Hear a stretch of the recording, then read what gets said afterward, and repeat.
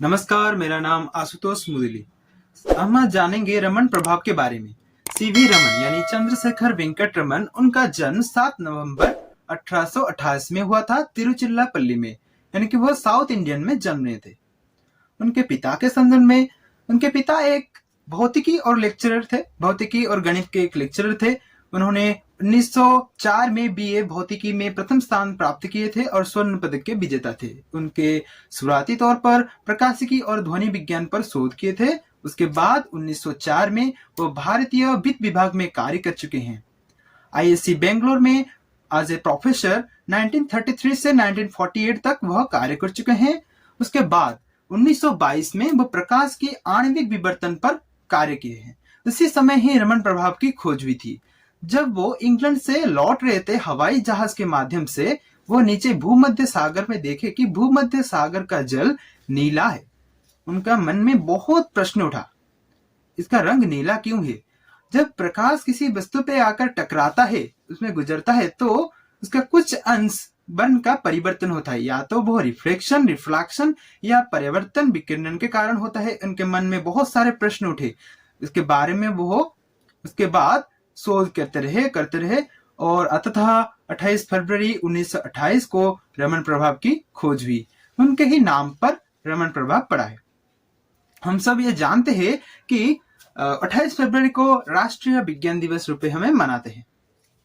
ये जो रमन प्रभाव 60 अलग अलग पदार्थ से शोध किया हुआ है, अलग अलग पदार्थों को लेकर शोध किया गया है। उसके बाद ही ये रमन प्रभाव की खोज हुई थी। अब जानेंगे रमन प्रभाव क्या है। जब एक वर्णीय प्रकाश एक तरल या ठोस चीज से गुजरता है तो उसका वर्ण में परिवर्तन आता है। ये किस प्रकार आता है, कैसे आता है, अब हम जानेंगे रमन प्रभाव क्या है।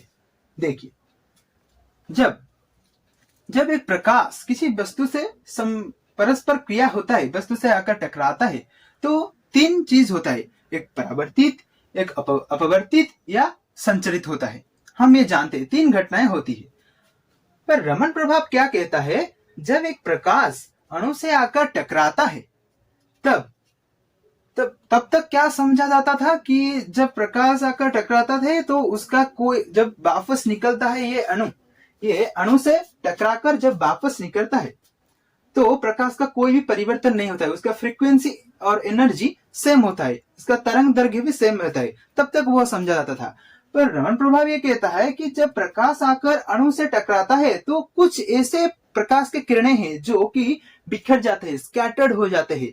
या तो ये कैसे होता है, जब अणु से टकराता है तो अणु में कंपन होता है, कंपन होता है और अणु की जो स्टैटिक जो घूर्णन बल है, ये प्रकाश के कणों को या तो ज्यादा एनर्जी दे देता है और या तो ये कम फ्रीक्वेंसी को घटा देता है, या तो एनर्जी ज्यादा बढ़ा देता है और इसका वर्ण में परिवर्तन आ जाता है। पर ये कैसा आता है, ये जो अणु है, जब प्रकाश इस पर आकर टकराता है तो ये अणु में एक कंपन ही क्या करता है, यहाँ पर आप देख सकते हैं कि इसका तरंग दैर्घ्य बढ़ गया है और उसका एनर्जी बढ़ा हुआ है। पर यहाँ पर देखिए कि तरंग दैर्घ्य घट गया है, यानी कि इसका फ्रीक्वेंसी आवृत्ति बढ़ गया है और इसका एनर्जी कम हो गया है। यहीं पर ही छोटे अंश में जो होता है, इसे ही हम कहते हैं रमन प्रभाव इसे ही कहते हैं। अब हम देखेंगे प्रकाश की एक धारा एक तरल से गुजरती है तो तरल द्वारा बिखरे गए प्रकाश के एक अंश एक अलग रंग का होता है। ये कैसे होता है कि हम जाने पहले देखिए कि ये जो तरंग है, तरंग का दैर्घ्य में जो परिवर्तन है, इसी कारण ही हमें अलग रंग दिखाई देता है।